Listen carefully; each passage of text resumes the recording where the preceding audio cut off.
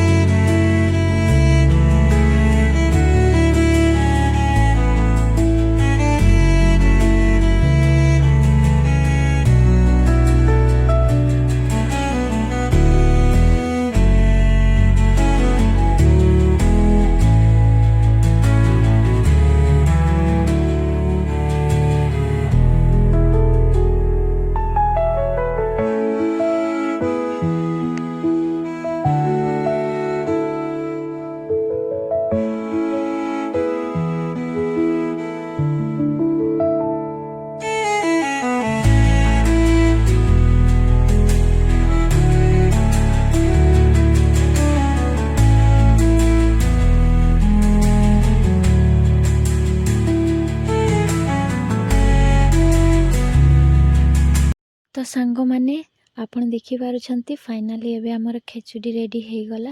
खेचुड़ी देखा बहुत ही सुंदर है। तो सांग मैंने आपण मैंने ये सजना फूल खेचुड़ी तैयारी करी गरमा गरम खातु।